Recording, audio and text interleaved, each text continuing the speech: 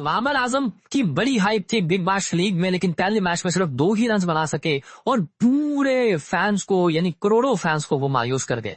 Big bash ने जिस तरह बाबर आजम को उठाया, बल्कि बाबर आजम ने पूरे पाकिस्तान के सुपरस्टार्स को उठाया, बहुत कम ही किसी प्लेयर को इतनी उन्होंने हाइप दी, लेकिन शायद पहले मैच में बाबर उस हाइप से इंसाफ नहीं कर सके। बिग बैश में अगर सबसे ज्यादा अगर किसी प्लेयर को हाइप मिली है पूरी तारीख में तो शायद वो बाबर आजम ही है।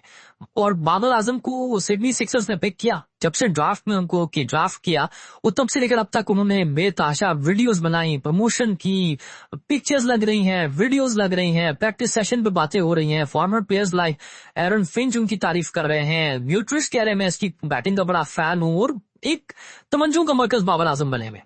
और बाबर ही नहीं बल्कि उसके अलावा शाहीन आफरीदी जो ब्रिस्बेन हीट के लिए खेल रहे हैं, उनको बड़ी जबरदस्त प्रमोशन मिल रही है, बड़ी लाइमलाइट मिल रही है। इसके बाद जो शादाब खान है वो अगर वो सिडनी थंडर्स के लिए अगर मैं गलत नहीं हूं तो खेल रहे हैं। उसके अलावा जो आपके मोहम्मद रिजवान मेलबर्न रेनेगेड्स के लिए खेल रहे हैं, उनके ऊपर बड़ी तारीफ हुई, उनके फॉर्मर प्लेयर्स ने उनके बड़ी बात की है। हसन अली जो है वो एडलेड स्ट्राइकर्स के लिए हैं, उनकी भी अच्छी खासी हाइप है, अच्छे थिंकिंग क्रिकेटर हैं। फिर हारिस रूफ हमेशा से आपको पता है मेलबर्न स्टार्स के लिए खेलते हैं और ऑस्ट्रेलिया में उनका रिकॉर्ड बहुत अच्छा है, उनकी अपनी एक स्टैंडिंग है। तो पाकिस्तानी प्लेयर्स को बड़े इस बार एक बहुत ज्यादा प्रेज किया जा रहा था। अच्छा, इसमें 2 चीजें। अब ये नहीं कि बाबर आजम दुनिया के कोई इसको T20 के सबसे, वो दुनिया में कभी भी T20 के सबसे शोर आफाक प्लेयर में देखा। एक जमाना टाइम था कि वो कंसिस्टेंट थे, वो एक स्टेबिलिटी देते थे और स्पेशली एक डिसेंट स्ट्राइक रेट, शुरू में हम थोड़ा टाइम लेते थे, उसके बाद एक डिसेंट स्ट्राइक रेट के साथ मेंटेन करते थे। लेकिन पाकिस्तानी टीम में तो उनको जरूरत थी, लेकिन ऑस्ट्रेलिया ने उनको क्यों लिया जब उनकी फॉर्म गिर रही है, या 2 साल से वो स्ट्रगल कर रहे हैं, ओवर 2-2.5 साल से?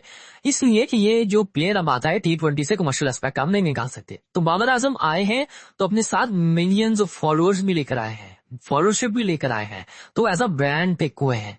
हाँ, शाहीन अफरीदी T20 में अक्सर अच्छी बॉलिंग करते हैं। लास्ट टाइम जब हम ऑस्ट्रेलिया में ओडीआई सीरीज खेलने गए थे, वहां भी अच्छी बॉलिंग की थी। अक्सर ऑस्ट्रेलिया की पिचेस उनको सूट करती हैं बाउंस और पेस की वजह से। इस बार तो वह कैसी बॉल करेंगे ये तो बाद में बात करेंगे। ब्रिस्बेन हीट के लिए वो पिक हुए हैं। और रिजवान ऑस्ट्रेलिया में क्या करेंगे ये भी एक सवालिया निशान है। क्या वो उस बाउंस और पेस पे अच्छा परफॉर्म कर सकेंगे? हारिस रूफ हमेशा से बॉलिंग अच्छी करते रहे, हसन अली के लिए भी एक चैलेंज होगा। लेकिन बहरहाल जहां तक बाबर की बात रही, एक्सपेक्टेशन बहुत थी, बहुत प्रमोशन मिली हर किसी ने, चाहे वो फैन है, चाहे वो कोई मीडिया हाउस है, चाहे वो कोई प्राइवेट मीडिया है, गवर्नमेंट मीडिया है, जो इलेक्ट्रॉनिक है, प्रिंट मीडिया है, डिजिटल है, सब भी अपनी अपनी कैपेसिटी में खूब बात की। बड़ी एंटिसिपेटेड मैच था, सुपर संडे का नाम दिया गया था, क्योंकि एक तरफ बाबर खेल रहे थे, एक तरफ अंडर 19 का टूर्नामेंट चल रहा था, एक तरफ पाकिस्तान का डिपार्टमेंट का टूर्नामेंट वनडे का चल रहा है। लेकिन बाबर आए और मैं बात करूंगा शॉट के ऊपर। जो शॉट खेला बाबर ने वो उनके शाया निशान नहीं है। एक रिसेंटली हमने देखा है कि बाबर क्या कर रहे हैं कि वो फोर्सफुल एक बड़ा शॉट अर्ली ऑन खेलने की कोशिश कर रहे हैं, जो कि उनकी गेम नहीं है। इसी तरह का शॉट अभी उन्होंने हालिया एक मेरा ख्याल है साउथ अफ्रीका के खिलाफ खेला था, जिसपे काफी बात हुई कि यार ये आपकी गेम ही नहीं थी, आपने तो अच्छी खासी अपनी गेम को खराब कर दी। और इसी तरह का शॉट यहाँ अटेम्प्ट किया कि अर्ली ऑन बहुत ही ज्यादा क्रॉस खेलने चले गए, जिसकी वजह से टॉप एज हो गया।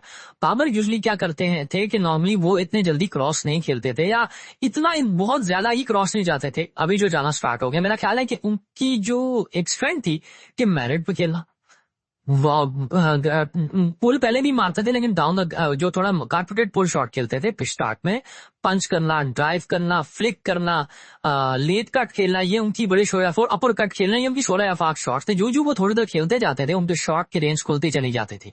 यही उनकी सक्सेस है, यही उनका मेथड है। मेरा ख्याल उनको वापस अपने जेन्युइन मेथड की तरफ आना चाहिए। थोड़ा सा टाइम अपने आप को देना चाहिए क्रीज में, 1-2 मैचेस में टाइम देंगे, शॉट्स खुल जाएगी, पिचेस की समझ आ जाएगी, सेटल डाउन हो जाएंगी कंडीशंस में,